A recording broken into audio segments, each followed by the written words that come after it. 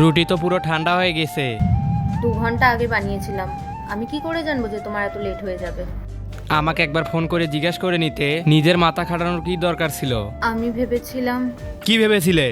আরে তুমি তো রোজ 8টার মধ্যেই চলে আসো, আমি কি করে জানবো যে তোমার আজকে 11টা বেজে যাবে? তুমি তো নিজে ঠিক গরম খাবার খেয়ে নিছো।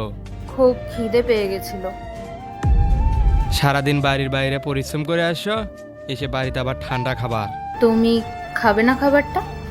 ঠান্ডা খাবার খাবো আমি? আমাকে দেখে কুকুর মনে হয়? ঠিক আছে।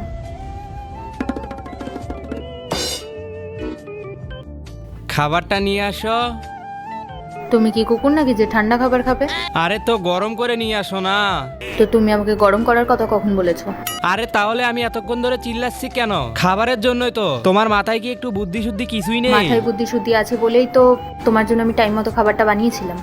এ যাও নিয়ে এসো যাও। সরি বলো আগে। হ্যাঁ? সরি। কিসের জন্য সরি? এই যে তুমি আমার সাথে খারাপ ব্যবহার করলে তার জন্য সরি। চুপচাপ গিয়ে খাবারটা গরম করে নিয়ে আসো, আমার সামনে বেশি ড্রামা করো না। ঠিক আছে, যতক্ষণ সরি বলবে না ততক্ষণ তুমি খাবারও পাবে না।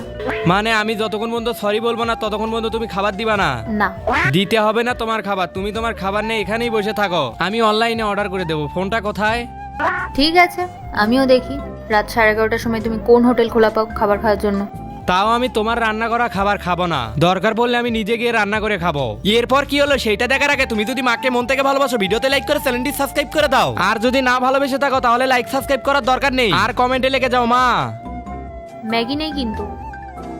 তোমার কি মনে হয় আমি শুধু ম্যাগি বানাতে পারি? অমলেট করার জন্য ডিমও নেই। নেক্সট পার্ট চাইলে কমেন্ট করো।